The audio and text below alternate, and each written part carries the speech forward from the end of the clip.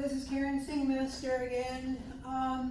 This is part 2 of the units, dimensional analysis and graphing. I ran out of boards. You have handouts that came with that portion also. So let's get to it here. So I want to remind you that graphing is an essential skill for all STEM majors. And so there are at a minimum 2 or 3 graphs in Chem 1A. There are many more in Chem 1B. And so you need to get this sorted out early so that you don't lose points in your report sheets for this, okay?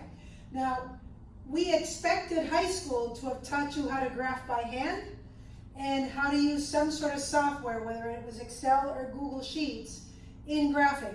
Turns out that a lot of students either don't get this or didn't understand it or didn't use it enough,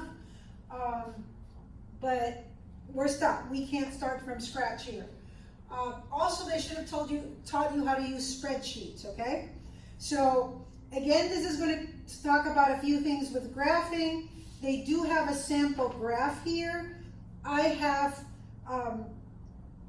have issues with this graph, but I will explain what are the 2 issues with this graph. It's more to do with the fact that this is probably a graph that might show up more in biology than chemistry. Graphs in chemistry require certain things, and so as we cover the items, I will then come back to this graph and point out what my issues are with it, okay? So, the black outline is your piece of paper, okay? You then get to decide where you put the graph, and so the blue lines are what's going to define the graph, okay? And so, your graph has to have a title. We're going through over there, right? The title can be, graph for experiment 1. Clearly, often the title is concentration as a function of time or something like that. But we're so grateful if you just give it a title that makes sense, that we're not looking for the perfect title. So if this is graph for homework assignment 1 or graph for problem 3, we'll accept it, okay? Whether the 0.00 shows up depends on the data you have. So say, for example, your variable here was, the year, and you're collecting data from 1970 to 2021. Well, starting at the year 0 would make no sense, right? Because then most of your graph would have no data until 1970. Same thing with the y-axis. Remember, this is your y and this is your x-axis, right? So most of the time it might start at 0, but realize there are times it won't start at 0 because you don't need the 0. Your data starts at 2.5, let's say, and goes to 3. Then starting at 0 would mean that everything up to 2.5 would be empty, okay? So that would be problematic, right? And so that's one of the issues I have with this graph, in that they didn't use the paper well. A lot of the paper was left empty because of a poor choice of the y-axis, okay? All right, so your graph should cover 75% of the space you decided was the graph. Remember, I told you this is what you decided was the graph. I'm not saying 75% of the whole paper, but rather 75% of the area you determined was the graph, okay? Your independent variable goes in the x-axis with the units, if it has units. A lot of students have a hard time determining who is the independent variable. Often time or year will be in the independent variable. But again, you can ask your instructor, or when we do the seminar for lab, we'll say you're going to graph in the x-axis, concentration, and in the y-axis absorbance. So pay attention to those seminars, and again, ask your lab instructor. The dependent variables on the y-axis, again, if it has units, the units show up in parentheses, okay? And then your data points, they have to be visible. A lot of students forget to put the data points. And then we want the best fit to the data. We don't want connected up, okay? And please remember, I made this one linear, but not all graphs are linear. And so that is an issue I also have with this graph, in that they played connected up. That's common in biology because you don't know where you're headed sometimes, but in chemistry, most of the time, the graphs are to prove a certain behavior, a parabolic behavior, a linear behavior. So the data does better fit some set equation that has a theory behind it, and so we expect you to not play connect the dot, okay? We often don't write a legend unless you have multiple data, multiple graphs on the table. So if you graph 3 different data sets, then either you use different symbols or different colors or something, then you need to give us some information as to what color corresponds to what data set. So let's go through here. We have title, we covered the axes. Please remember they have to be correctly spaced. A lot of students, the data is not equally spaced sometimes that we give you, but the students proceed to assume it's equally spaced, and so equally spaced, that makes no sense. That graph would get you a score of 0, okay? Data points being visible, not connect the dot. Remember, not all graphs are linear. 0, 0 might or might not be there. One of the zeros only might be there. None of them might be there. Paper. So if you're graphing by hand, you cannot use lined paper and then sort of build a graph paper out of it. Or quadrile paper. Quadrile paper looks a lot like this, where the squares are really big, or what they call engineering paper. The reason for that is the data you often collect in Chem 1A has a lot of significant digits, right? So you have a data set that has 3 or 4 digits, and here you are with these big squares trying to decide where the dot goes, right? And so if you're doing it by hand, then you need paper with smaller squares. We provide the paper, even in this module. For this experiment, you'll see graph paper, and you can print out your own graph paper. Where you're in an in-person lab, we have graph paper in lab. You can even go, there are websites that'll let you design your own graph paper.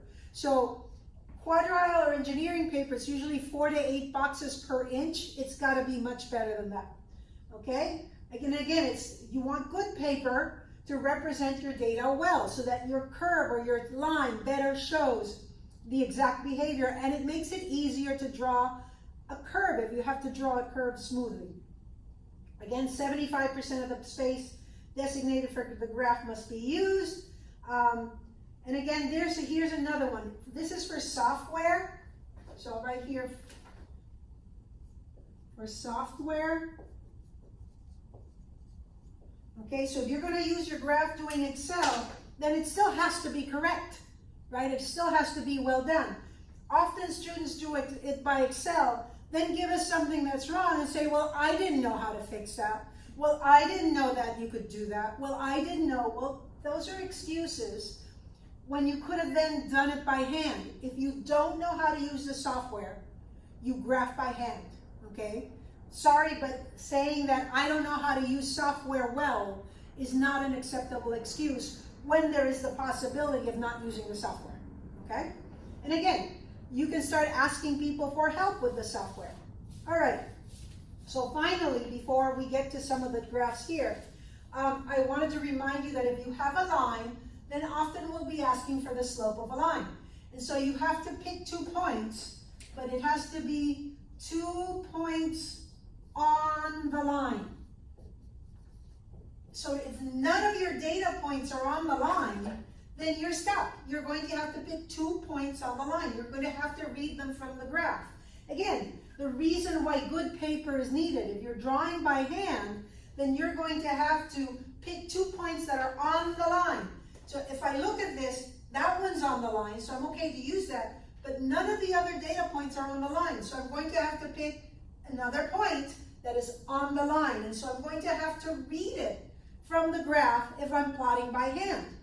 And so you take your y value, so y for data point 1, y value for data point 2, one minus the other, then you use the x values, and that gets you the slope. Now, if you're using software and you are doing a line fit and you know how to use your software well, the software will give you the equation for the line, and then the value m here for the equation for the line is your slope, okay? So again, these are important things, and we provided a graph in the worksheet for you to practice. So what I've done here is there are 4 graphs, 3 associated with a question here. And so the graph below, they measured the mass of coins minted in a country during a certain amount of time, and notice some differences in the mass. And so this is like the average mass. And so years on the bottom, mass is there. So I see year minted is there. It already says year. So I'm not going to add in parentheses year. The mass is in grams. There is a title. The data points are visible. The curve is smooth. The axes are well spaced. So each is a 10-point increase here of equal size. Each is a 1-point increase of equal size. So I would say that graph would get a very good score. If I look at the second graph, it has no title. It has no name in the axes.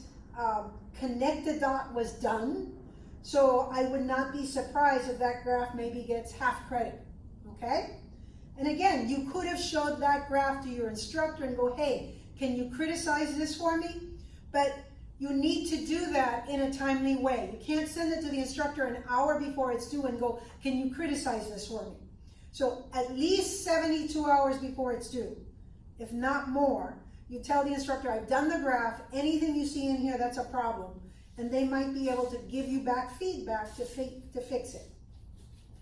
Then we have another graph of those coins. Again, the bottom axis is totally gone, right? So that's problematic. But notice that the person decided to start with 0, whereas over here they started with 11. And so in starting at 0, the graph now does not occupy 75% of the space, okay?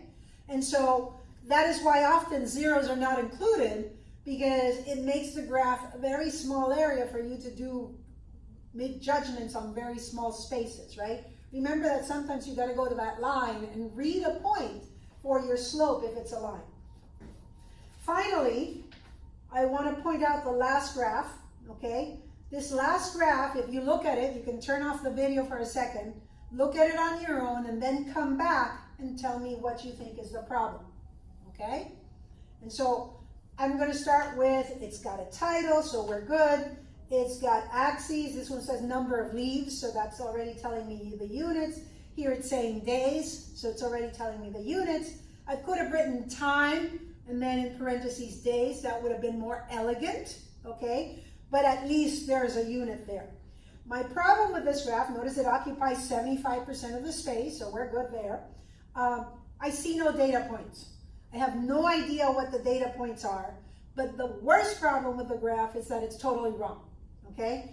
Notice at the bottom, the spacing is not right. So I have an amount of space to count for 2 days, but then that same amount is 3 days, and then that same amount is 4 days, and then it's 7 days. This axis was constructed incorrectly, okay? The data were not equally spaced, but the person is making the numbers equally spaced. And so this data is totally wrong. This graph would get a score of a 0, okay? Because it's not correct in any way, all right? Okay, so that gives you a little bit of information on graphing. In the worksheet, there's a graph for you to do.